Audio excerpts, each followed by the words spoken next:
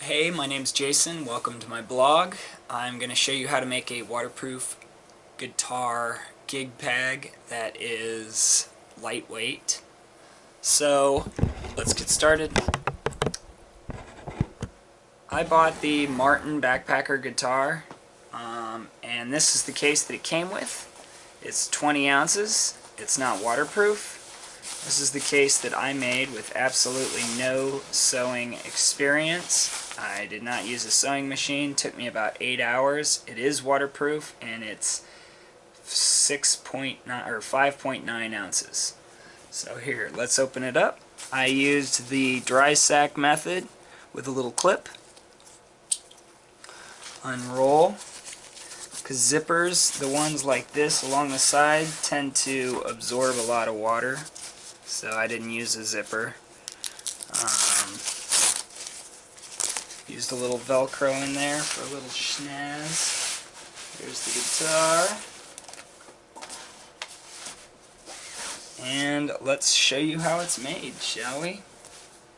First of all, I use ribstop nylon. I use polyester thread because polyester will not mildew. And I used a polyester quilt filling. But you can also use something like this. You can cut this up and stuff it. It's like a sleeping pad material. It would work too. Probably give it a little more protection, and it would stay up. But you can use whatever you want. Play with what you got. And I also used a little Velcro, which is right here. That was the tough part, sewing the Velcro in. And I used these little clips right here. I just click. So let me show you the plans on how I did this.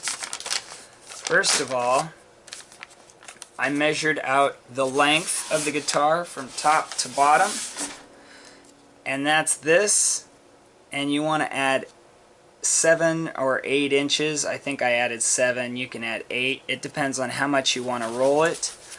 You want to at least roll it 3 times or it's not waterproof. So first of all, I measured the length plus 8 inches there, and then for these 2 inner edges, these fat little segments right here, I measured the width and height of the guitar plus 1/4 inch. So these equal the width and height plus 1/4 inch this way.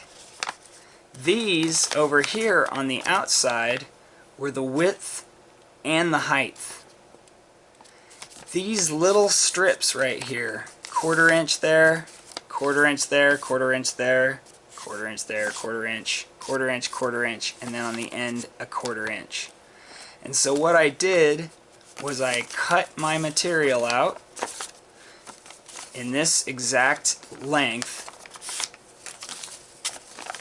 I took my first seam, I clamped that together like that, and I sewed in here by hand, and then in here, and then in, all the way up. Try not to poke yourself. I poked myself a billion times. Then what you're going to do is you're going to fold this seam like this, the opposite direction of the other seam that you just sewed.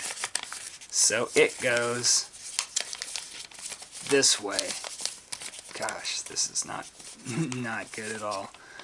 See that?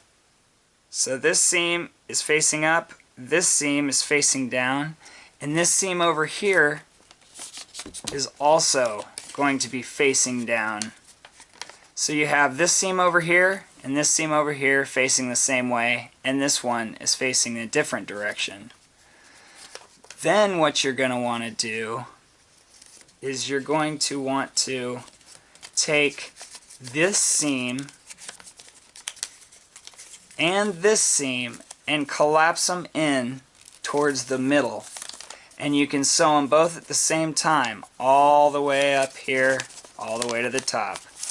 That way you have 2 places where you can put your insulation right in there.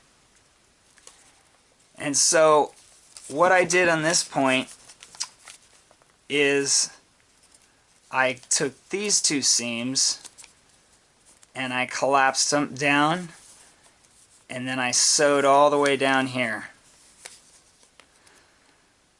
The next step is I took the bottom, I rolled it up about a 1/2 inch, and I sewed right across here. Then you have all these ugly little seams all poking out. You fill this with your insulation. You fill it in the middle here, and you fill it here on both sides. You take a silicone sealant and you seal everything that you've sewn, every little hole, all the way across there. You seal this. I got the really good goop stuff, and I just took my thumb and pressed it really good into the holes and the cracks, because you really want a good seal. Then what you're going to do is you're going to turn it inside out, and all of the seams will be hidden. See that? It looks kind of professional. There is no seams poking out along the whole thing.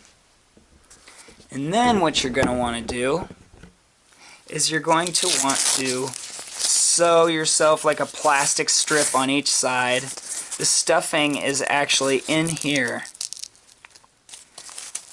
And then you're going to sew along there, put your little clips on, and you have a gig bag.